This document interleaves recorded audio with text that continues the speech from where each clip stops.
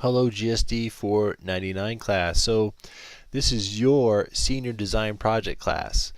So once I put you guys into groups, and I should have that done by Thursday night sometime, uh, after hopefully you've gotten my email and responded, or if you haven't responded, I'll just stick you all in random groups. Um, but in your groups, should be you and one other person. You need to figure out what type of game you want to make. Um, and if you look at the seminar 1 page, it has a list of everything that you should be figuring out this week. Okay, if you are unsure about your project, or you want to make sure it's okay with me, you might want to run it by me before it gets too late into the week. I have in the past rejected projects because it was either too simple or not well thought out, or it was just going to suck, or it was too ambitious. Okay, and the last thing on that one is I want to make sure you guys are working on a project that the group agrees to and that it is doable. I want you guys to succeed in making a great product at the end of this course. Okay? So don't start programming your game either, okay?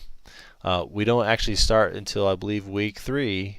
Seminar 3 is when we start programming, and that's when something's due. Don't stress out about it, okay? Because I'm not expecting a full game during that first week. I think week 4 we have testing, and you need to have the majority of gameplay in. Okay, but we're gonna go through that whole process as we go through this. I'm just giving you guys and gals a heads up.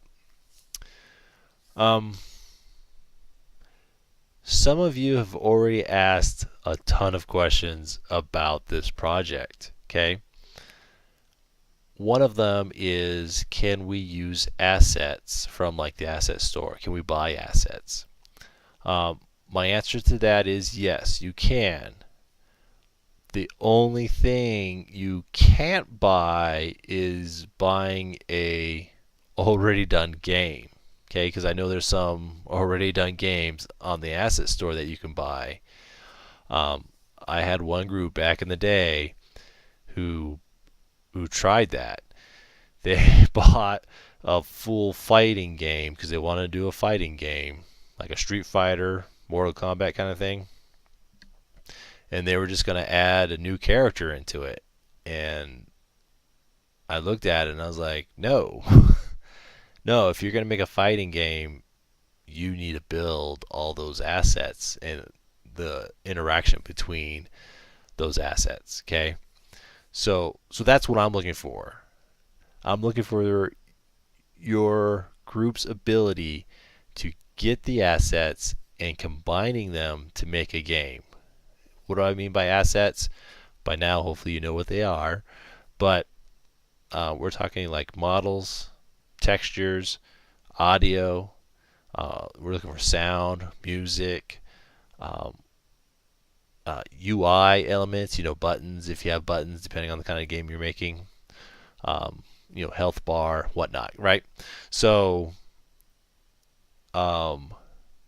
it's all about bringing all that together, okay?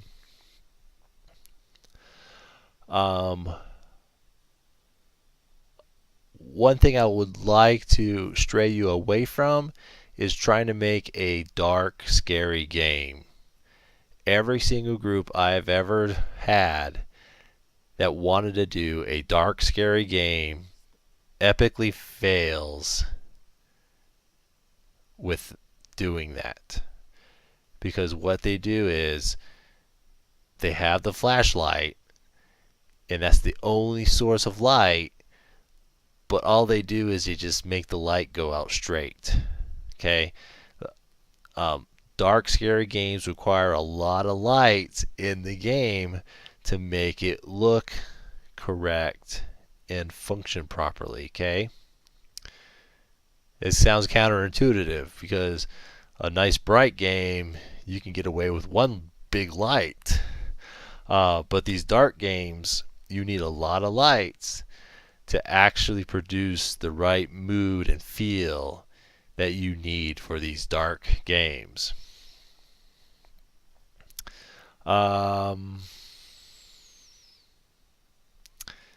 Discussion board is another question.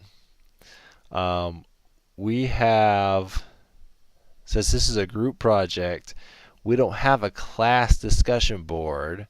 We have individual group discussion boards. So your group has a discussion board. The only person outside your group that can view your discussion board is me. So feel free to say whatever you need on there. The follow-up question to that is communication within the group. I don't care how you communicate between each other. All I care about is that you document it somehow. So if you use a text program like Google Hangouts, the text chat part, copy that text and post it to discussion board. Done. Okay. If you're using a video chat like Skype or Google Hangouts again or whatnot, right? Or you're calling on the phone, log it in the discussion board, okay?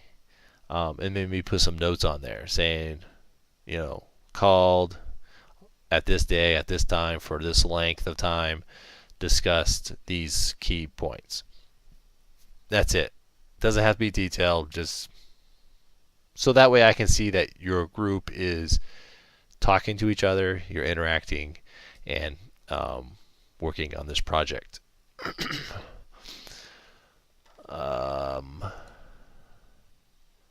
think that's the majority of the major questions that you guys have been asking me. But for the rest of the class, there's a game development journal. That's a group project piece. And then there's this self-assessment and team assessment. Those are individual items, okay? To get a grade for an item for this project, you personally need to pass in these pieces. So for the main project game piece, so for this week it's worth 100 points, you need to pass in the group's project. Okay? If your partner passes it in and you don't, you will get a 0 and he will get the full points that is awarded for his project. Okay?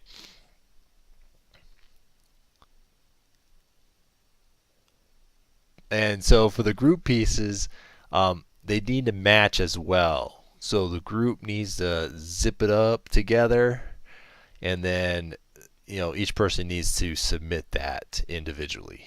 Make sense? Again, and so that there's only 2 pieces for this week: the game project itself, and then the game development journal. Okay, that's a group project to work on. Again, the self-assessment and the team assessments are individual. I don't share these. So in the team assessment piece, you can throw your partner under the bus if you need to. That's fine. If I do see some issues, I will contact the group and demand a group chat. I've had to do that before. Which brings me up to another popular question that you guys have asked me is, can you be a group of 4?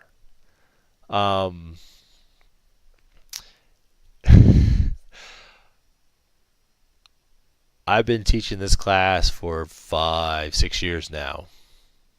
5 years. Maybe 6. Anyways, I've had groups of 1. I've had groups of 2. I have groups of 3. I've had groups of 4 people in them.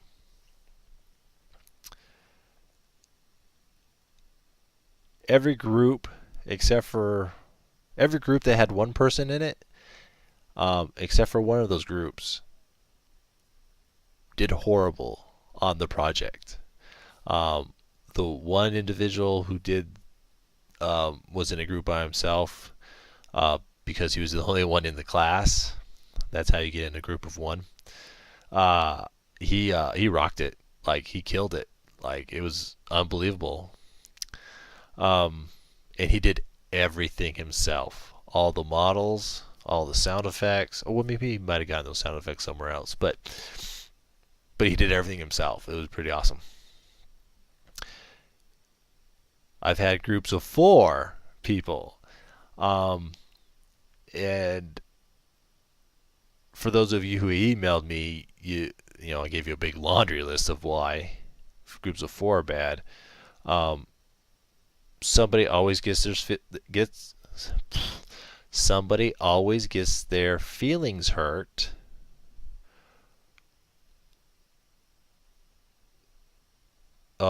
at least half the people feel that, or almost everybody feels, the work distribution is uneven. Um, yeah, I mean it's just in my experience it's always a recipe for disaster, and so that's why I keep the groups kind of small, of 2 people and or 3 people. Plus, down the line for week 4, I believe, there's a testing week where you need to test the other group's project. Well, if there's only one big group, there's no other project to test, and so you kind of miss out on that piece of of the of the course, um, because you need to evaluate somebody else's game and look at it, and your fresh eyes to that game. Okay, it's very easy to be in your game working on it and thinking everything's hunky dory, everything's great, it's awesome, and when other people play it, they're like pointing out all these issues, and you were just looking over them because you were so used to seeing them all the time. So that's why we have the smaller groups and stuff. On that note, please do not get super attached to your project. I've had students who, I believe it's one of the groups of 4. One of the students like really took over the group, and they were working on his game, his idea, and